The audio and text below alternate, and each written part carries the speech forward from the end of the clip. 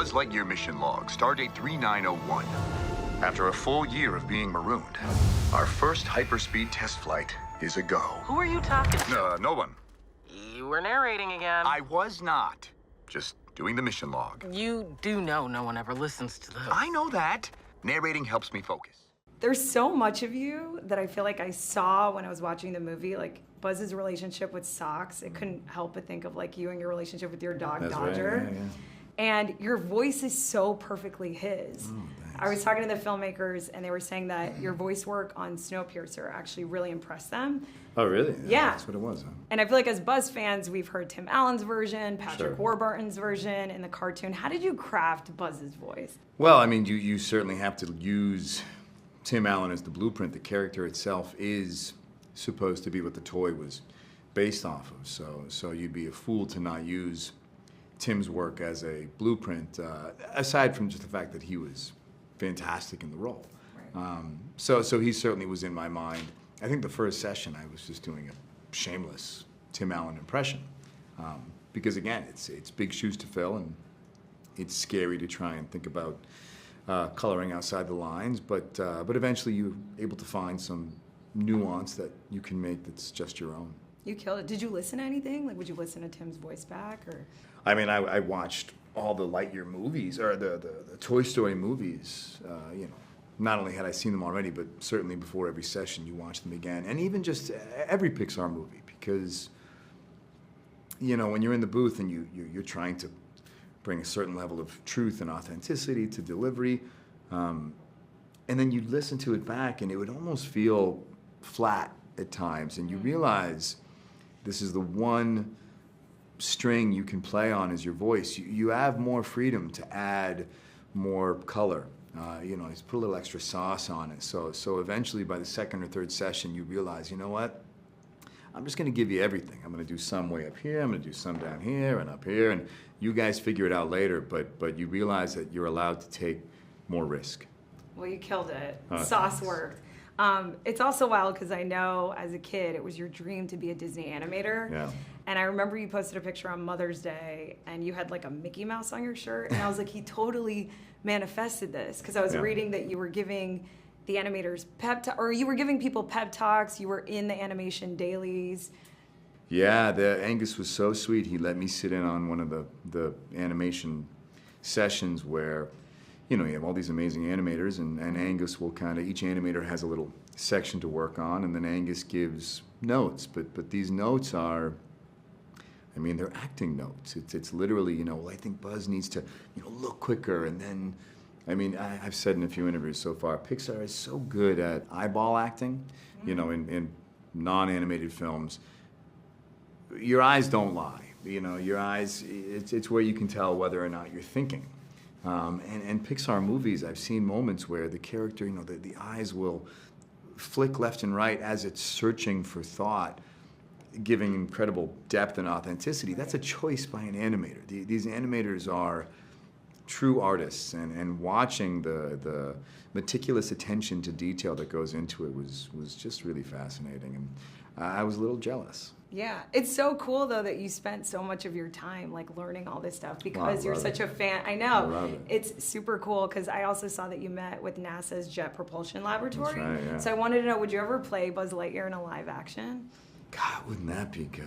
Wouldn't that be cool? Wouldn't that be fun? Would you? Oh my God, that gets a little meta though, doesn't it? That we start really overlapping. I'm not sure. I think if it went live action, they almost have to kind of wipe the slate clean and start fresh. Maybe get a brand new person in there. You wouldn't want to do it. I mean, look, if they want to come to me, I probably wouldn't say no. I wouldn't be able to, but I think I understand enough to know that it might need some fresh blood.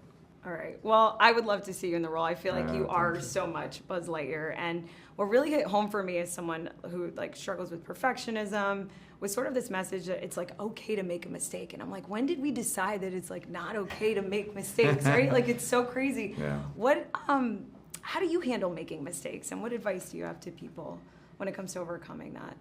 I mean, I'm sure I'm like everyone. I beat myself up a little bit, but I think, you know, if you are able to move past the mistake, I think that's where there's the most opportunity for growth. So once you actually have a good experience with that kind of shift and that kind of evolution, I think it opens your eyes to the realization that the the mistakes are what make us human.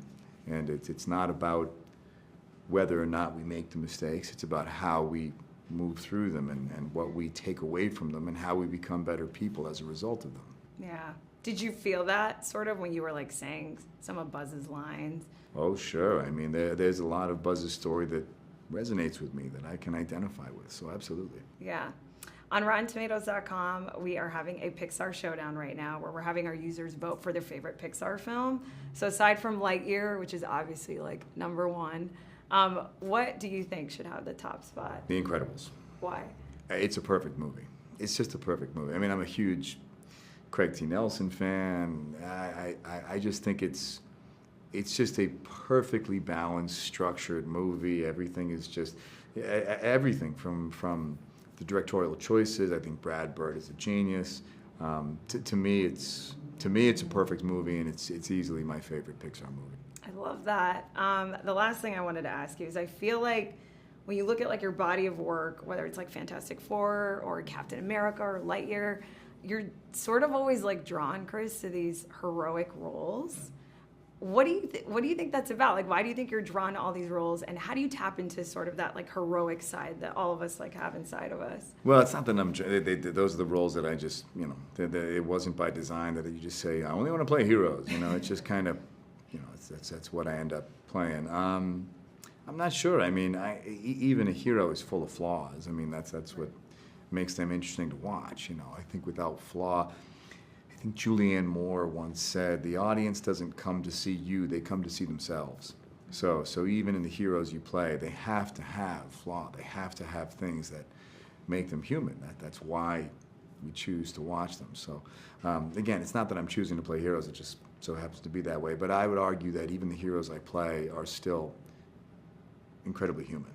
Ready, Captain Lightyear? Ready as I'll ever be, Commander Hawthorne. This is exciting. A new adventure. I'm gonna grant you 4 minutes to be off planet, but then you come right back to us. To infinity and beyond. Oh, so Kiki, congratulations on this movie. I mean, what an epic space adventure. It made me want to ask you, like, would you guys be down to go to space? And how do you think you would fare as like a space ranger? Haha. Totally down for space.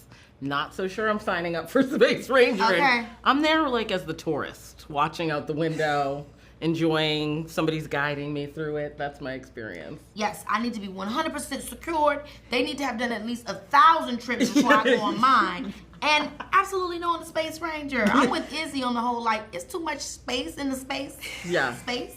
So I'm good inside of something within that. That's hilarious. I also feel like we're not too far from like being tourists in space. 100%. Like so wild to think about. It's so cool that you guys play granddaughter and grandmother in this. Like, did you get to listen to each other's recordings or exchange notes before you guys started I recording? didn't. I don't know if anybody else did. I didn't, but I definitely got to see, images of Izzy and what that would look like, and I saw Alicia and I knew what the story was. So the entirety of the experience was really thinking about like everything is going forward. This is who this is our hero. Yes. I mean, there's so many takeaways, and I think that's the biggest thing for me too with Izzy character and Alicia, and just all of what that means in this story is that this is the future. That feeling was very much so apparent. And then I was gonna say, only in animation would she be able to be my grandmama. Every time we say that out loud, it cracks me up because I'm like, of course, in animation, that's what you can do. Yeah. Right. Facts. It's so true. Do you guys feel like family now? Because I feel it feels like that, like just sitting across from you guys. I mean, I feel that way just loving her as an entertainer in the industry and seeing everything that she's been able to do. I feel like, yes, my girl. When I see her, I'm like, you know what I'm saying? So, yeah, I mean, I feel like that way regardless. So glad we finally got to do something together. Now we need to also do a live action. Exactly, that's exactly right. Drama, comedy. Come on, drama. Something. Let's get the girls to cry a little bit. Yes. Let's get a Lightyear live action. Ooh. We're ready. Would you be down for that? Girl, Why not? yes. Yes. That'd be amazing. Just not in actual space, though. For sure. Yes. We're still guests. There you go. But you guys kill it because you say one of the most famous catchphrases in all of Pixar, to infinity and beyond. How many times did you practice saying that? I don't even know if I said it out loud. The first time when I read it, I was like, no way that I'm really going to get to say that. And then when we were in the booth, and I said it for the first time, I lost my mind. Yeah. I genuinely was like started jumping up and down, and I was like so excited. I'm positive that take is not usable. Like that was like just something I was so excited about. It's amazing. I think that, I don't think you realize how much things have impacted you until you do it. So same thing for me. As soon as I said to infinity and beyond in the recording studio, I'm like, yo, I just said to infinity and beyond. So then it hits you like what that really means to you. You know what I mean? So it's just crazy. What does it mean to you? I think it means what a lot of what Uzo's been saying is that it's the future. It's the beyond. It's that there's more. Sky's not the limit, especially with a character like Izzy Hawthorne and Alicia Hawthorne being able to be a part of Lightyear. That's what it means. To infinity and beyond. We all deserve to shine and be seen in this way and in this light. Yeah, and what used to be big maybe isn't so big anymore. Now you're saying to infinity and beyond. Yeah, Okay. Both of your careers are just, it's really been such a joy to watch. Another joy for me to watch in this movie, though, was obviously the themes in Pixar. Like, I can't not walk into a Pixar movie and not cry. As I've struggled with perfectionism a lot in my life, and I feel like making mistakes was just so beautifully reminded that it's okay to do. What did that mean to you guys, the theme of this film? I think that theme is very powerful. I think it was a movie that was creating space for those mistakes to live, that those mistakes aren't setbacks, that they aren't interruptions to everything that you ever strive for. It's actually an opportunity for you to progress, for you to learn something, that, to give yourself a little room and a little bit of the same grace that you would give another person. Right. And that, I don't even know if there's such a thing as mistakes, really, even as much as it's just the course that was already sort of set for you. And I love that this movie was tackling that. I love that this movie chose to have Buzz even confront life and his own, our own, we can sometimes be our own worst enemy. Oh my gosh, yes. That metaphor was incredible. Yeah. And I love how that's something that we saw that Izzy learned from her grandmother, from Alicia's character, because that's what Alicia always was to Buzz since the beginning. He started to spend so much time away from her, life passing him by. But at the end of the day, when he, meets Izzy again, he's met with all those same messages that Izzy was instilled with, which is that give yourself grace. That's what being a leader is, because when you don't acknowledge, okay, you know what, I made a mistake, I can move forward, then you stop yourself from moving forward, which is what happens with Buzz. His inability to say it's okay that he made a mistake had him trapped in a just vicious cycle. Right. And you said space. I'm like, that was the actual space in the movie if you think about it, which I love, right? Pixar just mind blown. Levels. I gotta ask you guys before I leave, on RottenTomatoes.com, we are hosting a Pixar showdown. Oh. So aside from Lightyear, which Pixar film do you think should be number one? Wow, are y'all kidding me? That's then I went to Finding Nemo in my head. Wait a second. For me, because I'm just always on that mental health gag, which, I think it's like, I'm on a lot of things, but like, I'm screaming this to the rooftops, Inside Out, period, point blank. That one just, for me, especially when I saw it, I just felt like, I remember being in the theater with, I had some kids with me, but I felt like it was for me, and I'm like, I needed this. It was so good. So Inside Out for me. Now, you know what? I'm actually calling an audible because I said Up before. You know which one I also loved? Soul. Oh, yes. It was great. It was great. That one. That was deep. Deep. They go so deep. They go so deep. They're not afraid of going there, Oh, though, my which gosh, is the no. thing, and that's great. We should have known when they said, let's do Hamlet, but remix it. We should have known then that they was just going off on something. all the way.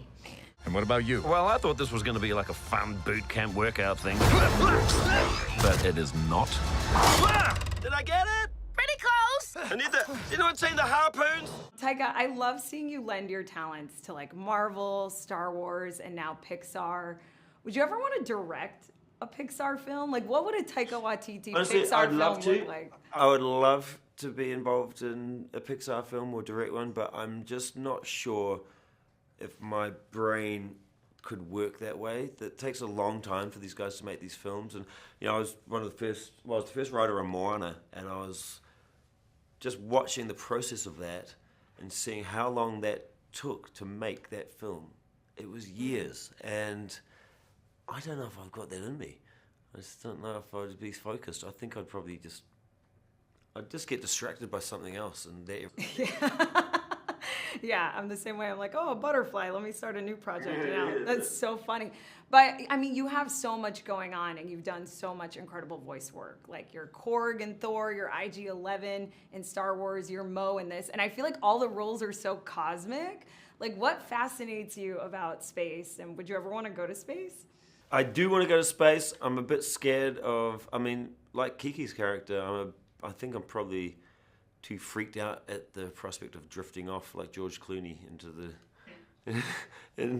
the void, and it's just that idea of being that lonely and out there and with no one else around us.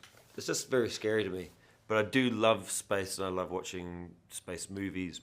It's actually one of my favorite genres, and yeah, that's yeah, I love space. I love it. What do you do to get into state, Taika? Because like before I do an interview, I'll like meditate and stuff. Before you do voice work, like what are you doing? What are you listening to? Are you doing? It's funny you jumping was jacks? mentioning the voice characters before, because I forgot about that. I actually have, yeah. IG-11, Korg, this guy. Here's the funny thing is that they're basically just my normal accent.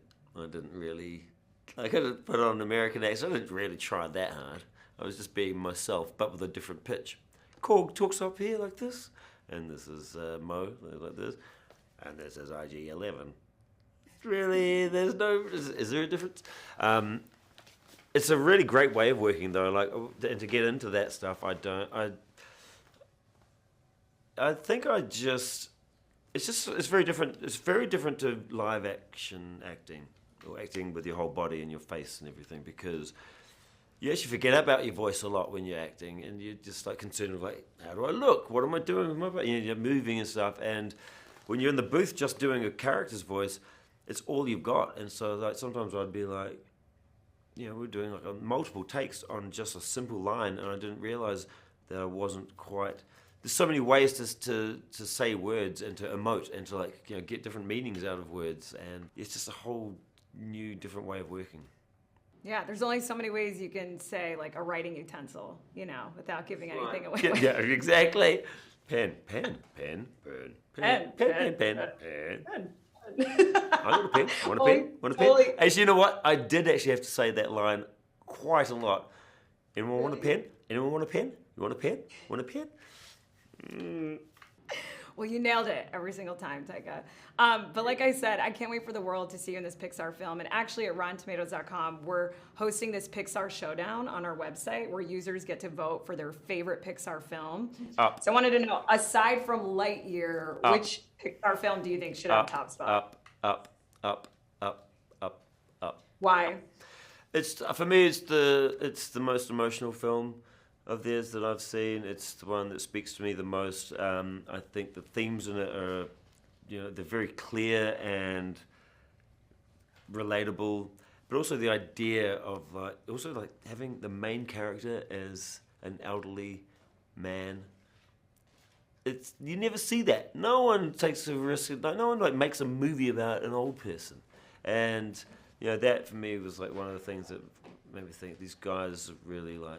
They're not afraid of doing films like this. And also, one of the greatest things, it's not a spoiler because I hope everyone has seen Up, but the idea that in order for him to move forward in his life and for him to actually fly, he has to get rid of all of that stuff that he's been holding on to, all of his memories and and those 2 chairs are the last things that he has to get rid of so the house can fly. And it's such a great metaphor for life and how we should be living.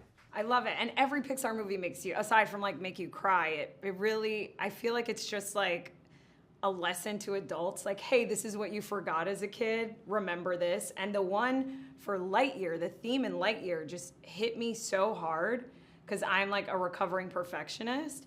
And so I was wondering, what did the theme mean to you and how do you handle making mistakes, Taika? I really beat myself up about mistakes. I've made a whole thing about,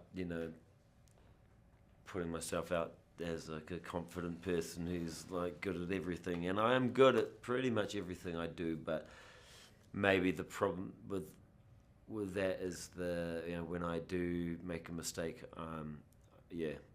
I can't let it go, and I'll that's this kind of stuff that will keep me up at night. So what was it like for you to say those lines as Mo? Like, it's okay to make mistakes. Like, did you feel it sort of viscerally while you were Yeah, I mean, I did. Like, there was some stuff in there, and there was obviously with every film, you're doing a lot of different lines that don't make it into the film, but there was a little piece, which was about like just who he was and why he was part of the Space Rangers, and with that character in particular, it was about he was like living at home with his mother, and he was like just wanting to prove to her that he could do something, and that she was encouraging him, but he wanted to really like follow through this time and actually finish something and like see it through to the end for a change. And I think we've all been there, especially myself when I was younger. In my early 20s, I was one of those people. I was like, oh my God, I've just got to finish one project. I start 100 projects, but I never finish any of them. And now it's the opposite. No, I've started 100 projects and I have to finish them all. Mission failure imminent. In 3. Grandma always said she believed in you. 2. 1.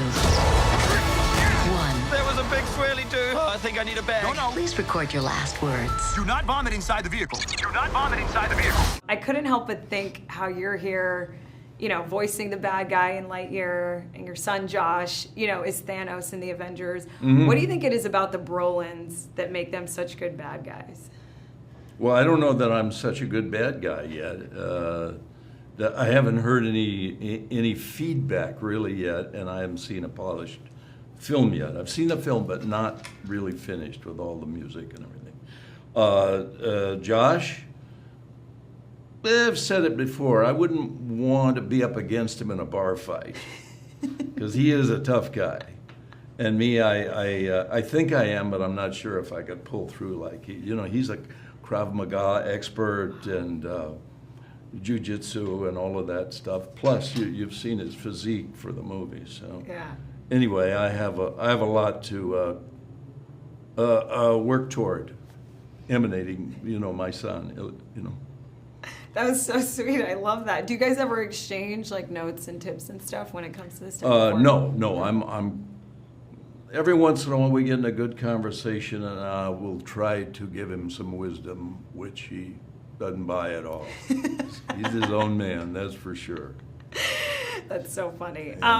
Did you ever talk to Andrew Stanton, who is an EP on this movie, and he actually voiced Zurg in Toy Story 2, and I was wondering if you guys had any conversations on bringing that voice to life, or how did you sort of make this voice your own?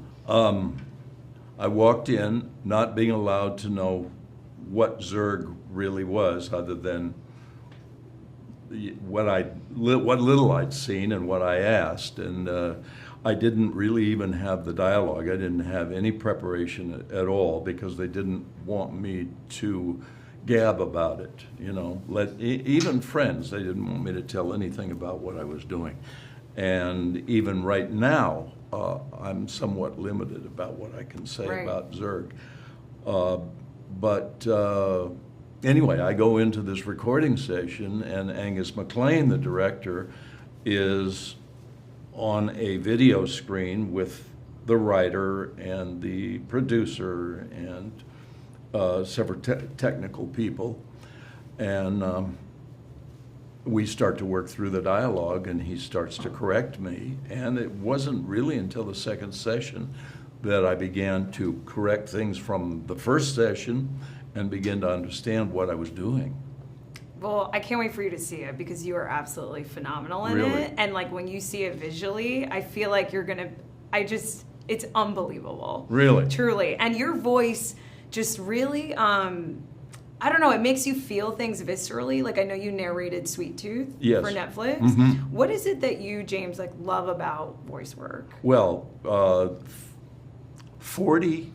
at least 40, I said 40 years before, but it was 40 tapes, sample tapes that I did for agents to be submitted for whatever voice work. Never got a job all these years. Wow.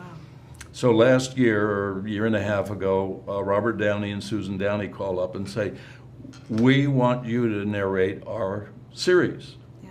right? Which is the voiceover. I guess it's narration, and I didn't really know what they meant, but because of the shutdown, they brought the studio to my house. They had a screen, a box and I was literally all alone with earphones to Warner Brothers. I could see the dialogue and the guys working with me, and I never left the house that whole last season. So anyway, that started my first job. Wow. Of voiceover, and the Pixar guys heard it, and here I am, you know. And the rest is history. Isn't that crazy? Yeah, and it's funny because over the years, I would, I'd get in an elevator and somebody would say, "What floor do you want?" You know how somebody pushes the button for you? And I'd say, "5th floor," and they'd turn around and say, "Well, I thought that sounded like you." So evidently, over the years, I thought, well, there's something recognizable about my voice, not to me, but to other people. No, it is. It's incredible. I don't know what it must be like for you to wake up to it every day. Oh, that's so sweet. I'm so happy that this short journey in voiceover work has brought you to this iconic film, Lightyear. One of the most famous catchphrases in Pixar is "to infinity and beyond." What does that phrase mean to you? And the theme of this film is so much about moving past mistakes. And you've had such a wonderful, illustrious career. So also, what does "to infinity and beyond" mean to you? And what advice do you have to people to overcome? Infinity means there is no end, right? So maybe there's, to this franchise, there is infinity and beyond. There is no end, last picture. But this picture is so different than the Toy Stories that it's going to grab it's going to add a whole different audience. Right. I believe, and it's another $1 billion picture for them. Yeah.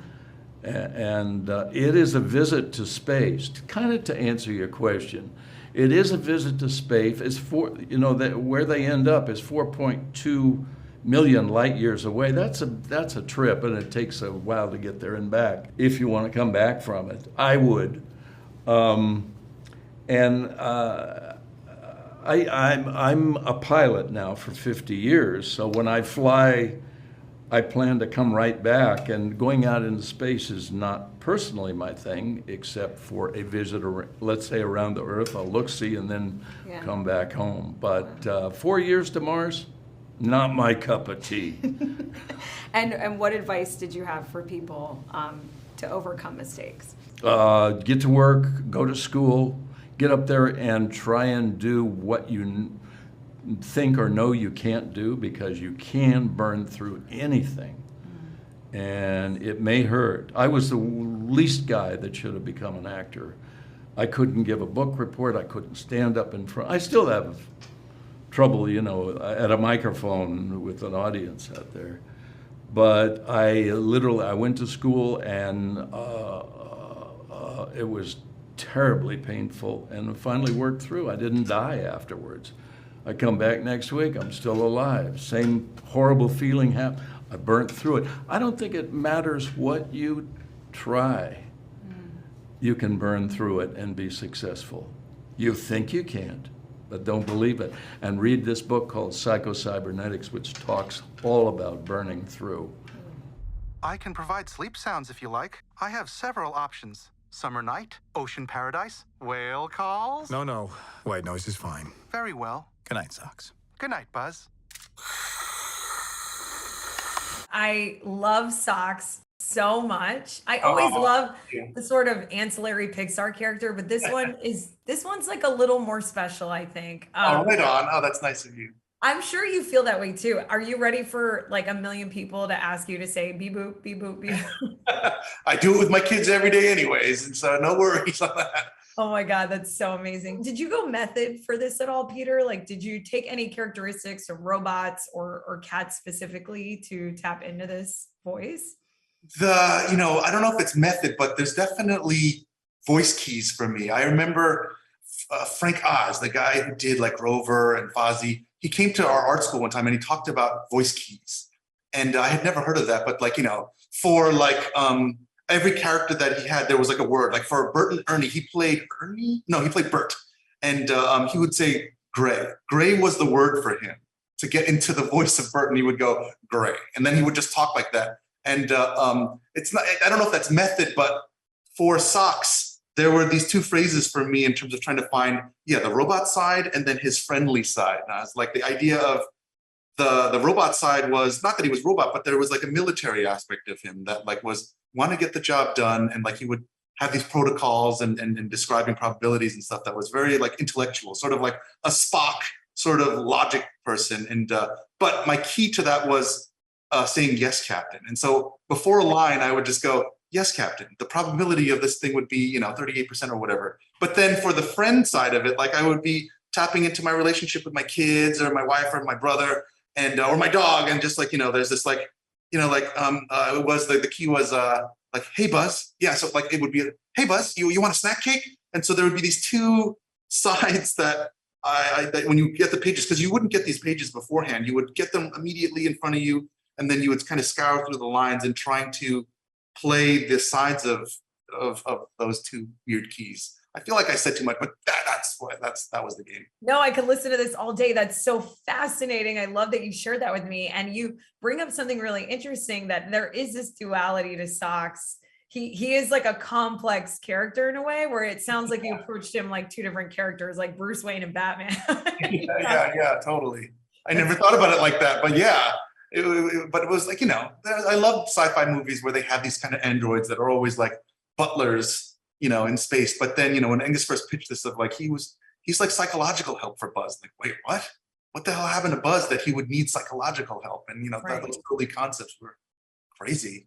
What's so interesting that you bring up that exact thing is when I talked to Angus yesterday and I asked where the inspiration for Socks came from, he was talking about how it came from these toys from the 80s and how like all these kids would, like the jumping dog that we would always see on the ground, either at the mall or at like a flea market.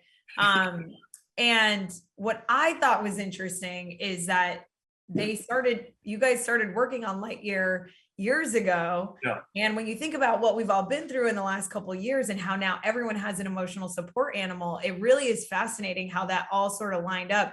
Did you do anything to tap into your more compassionate side for that part of Socks? To tap into it, like I'm a sap, Naz, like there is no tapping in, it's just there. And so for me, usually it's like if, when, there were versions of the movie that were, they put Socks through a lot of things. And I remember the different emotional aspects where Angus would start pitching like, okay, this is this scene. We're like, oh, really? Okay. And then like you would get to this place of like, like, I don't want to say goodbye, or I don't want to do these things. And I don't know if they're easy jumps to like, to try to find it just because I'm a ham. I love that. I'm the same way. Well, something that wasn't an easy jump was going to space for Socks. It was fun for me to picture like what an actual cat would be like in space, which is just kind of hilarious if you think about it. Did working on this make you want to potentially go to space? Like, do you think you would make a good space ranger? Is that something that interests you? Look, the child in me would love to be a space ranger, but as much as I've gone to Disneyland, there are some rides that I cannot do over there. Like I get so motion sick on Space Mountain. So if there was any real like trip to space, like I would be like, where's the bathroom? Like I would just be terrible. But once in space, I'm sure that it would be fun. But boy, I would love to, but I know there are limits. Yeah, that's so funny. You're like Mo on Space Mountain. Yeah, exactly. So at Rotten Tomatoes, we're actually hosting this Pixar Showdown right now on our website, where fans get to vote for the #1 Pixar movie. So I wanted to know, aside from Lightyear, which Pixar film do you think should have that top spot? Have the top spot? Boy. It's really hard. I would say the original Toy Story for me. That was the first one. I was in art school when I saw it, and it totally changed my career path, and it made me want to come here. And so that one for me would be #1. It's so good. Toy Story 2 is #1 for me. But your career at Pixar is so fascinating, Peter. Like you did voice work on Ratatouille. You directed The Good Dinosaur, and I know you're going to be directing Elemental. Yeah. What about the Elemental film made you want to go back to the directing chair? It all stemmed off of thanking my parents. Honestly, that was there was this party that I went to where they were like you worked at Pixar, let's celebrate you, and I didn't want to do it just because they don't need to celebrate anything like that. And then but at the time my brother was like, you should do it for mom and dad, and I was like, yeah. And then so we brought my parents there, and I remember having this silly speech about like working in cartoons and everything. But when I saw my parents in this crowd, like I got very emotional, and I was just like, my brother and I would not be here if it wasn't for the sacrifices that my mom and dad had made. And so that idea of trying to thank our parents was where this movie sort of has its little seed. And so I've never done anything this personal before. And so if there was anything bringing me to this, that was the North Star. And then from there, all these other relationships in our lives started to fuel it. But that would be the seed, I think. To infinity. Are you trying to get me to pull your finger? Don't fall for it. No, not like that. Sorry, it's a thing your grandma and I used to do. Yeah. I know when people walk out of this, they're gonna just be thinking socks. Like, where did the idea for socks come from? Was it from a pet, from a toy? And is there a reference to a famous 90s White House pet in there? Oh, yeah, I think that's sort of oblique, but the socks, for legal reasons, I don't think I can discuss which toys it's based on, but I will say that jumping dog that would always jump around. Poochie? Is that what it was called? No, Poochie's a separate toy, but there were several. It's an amalgam of several. It just sits there and then 80s it flips toys. over. Yes.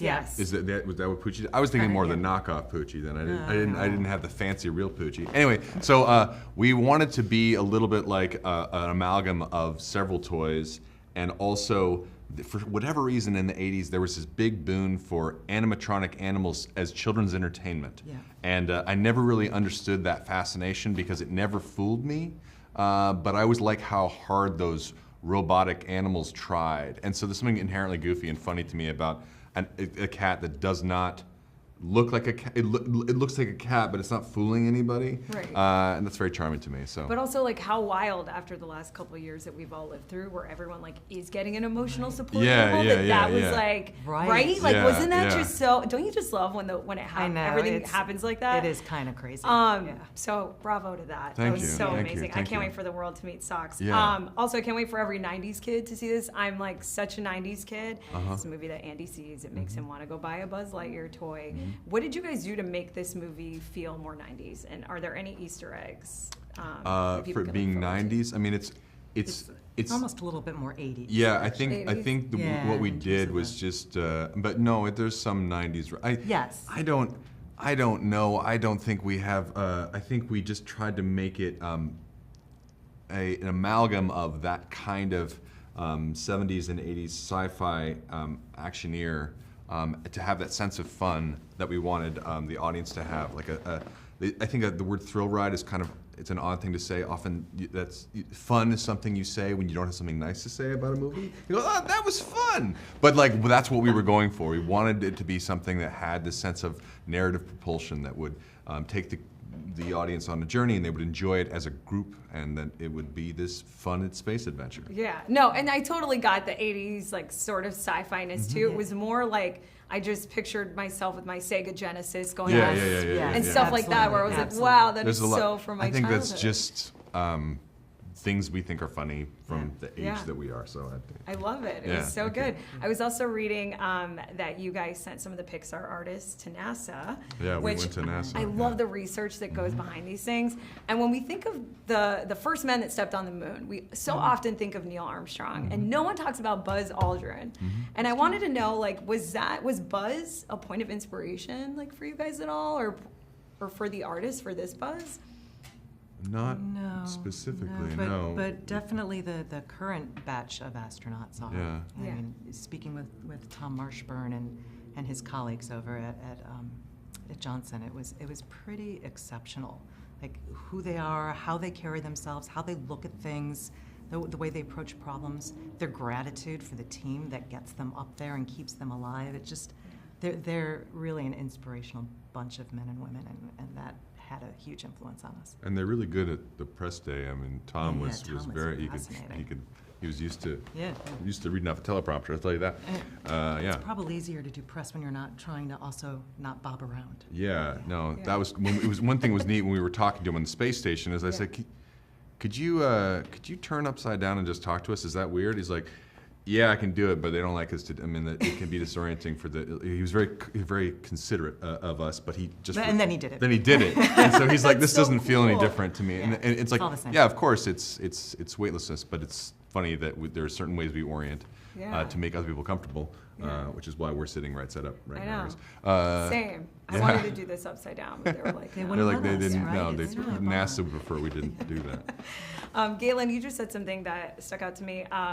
You said like it was fascinating to see like how they work as a team at NASA, right? And how these other people get the astronauts ready, and it very much made me love and think of the characters that you guys made for this movie. Like they all work as a team, and as someone who has struggled with perfectionism so much, I never thought, I've always loved Buzz, but I never thought I would ever see myself in Buzz, which like meant so much to me. How did you decide to so beautifully and politely remind everyone that making mistakes is okay?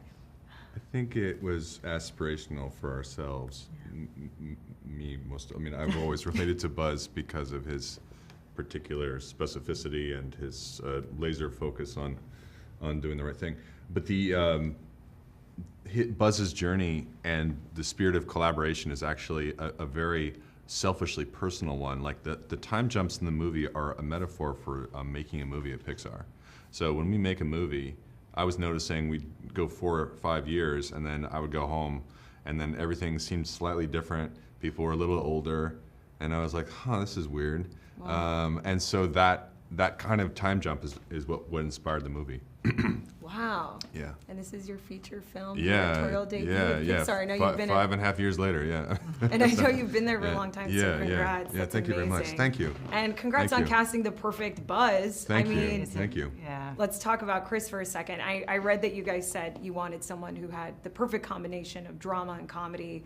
What from Chris's body of work were you like, this is our guy?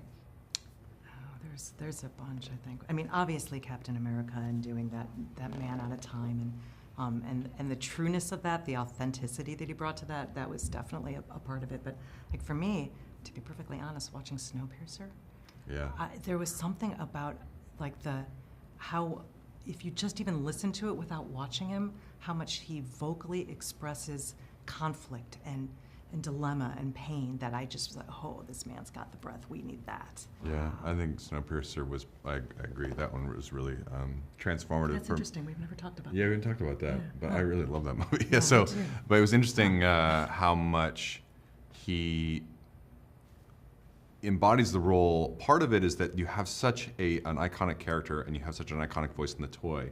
And when we're making the character from a side character to a main character, there's certain expectations you have. And then, of course, if you're casting a baritone, that limits it tremendously. Yeah. But Chris was, we met with Chris and he was such a joy, and we pitched the movie, he totally got it, and it was just wonderful to have that kind of partnership on this film. And it was super fun, because often he was our first audience. Right. When we would show him stuff and he would be really excited about it, and you could kind of see if he was having questions, they're like, okay, well, maybe we need to smooth something out. So. Yeah. It's so cool. What a great focus group Yeah, to it was have. Because really I know cool. it was his Totally. dream to be a Disney animator ever since he was Yeah. a kid. So it really is just such a total manifestation and bringing Yeah, together. and he of- brought that enthusiasm to every recording session. He was just like a little kid. It was really hilarious. It was great. Yeah. best. Yeah, Yeah. it was the best. I have to ask you guys before I leave. Yeah. So on RottenTomatoes.com, currently we're having a Pixar showdown where Uh-huh. our users get to Oh. vote for the #1 Pixar You movie. only get one Pixar movie? So it's sort of bracket style. Oh, yeah, so okay. aside from Lightyear, of course, Oh, we can't which vote for our own movie. I have to say is my favorite currently. Oh, And I'm wow. not Oh, just thank saying you. that That's because very I'm like sweet. sitting Thank you. across from you. That's Like, unbelievable. Jay, Sure. no, I promise. Aside from Lightyear, What's your favorite movie? what is the number? Well, who should have the top spot? Pixar movie. It's so hard. It is so hard. Well, There's elements of, there's, but go ahead. Well, I've only ever seen one Pixar movie as an audience member. Oh, wow. Only Oh, Toy that's Story. true. And so it's really hard for me to see it as a movie. Right. And so I didn't work on Inside Out, and I was able to see that one fresher than most. So that one means a lot to me because I could experience it. But in general, Incredibles was probably, as an individual contributor, the one I had maybe the most fun on, and I worked on that for 3.5 years, but we're getting the hook. What about you? What do you think? What's your favorite Pixar movie?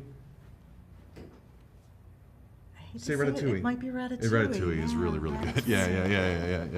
Yeah. Why? I'm a sucker for visuals, and I just think it's Ratatouille is really sumptuous. It's just beautiful, and I think we try to actually we talked a lot about Ratatouille and what we liked visually about Ratatouille and what we could bring into this film in terms of that stitched together cohesive look of Ratatouille that we were trying to capture here. So very inspirational for us. But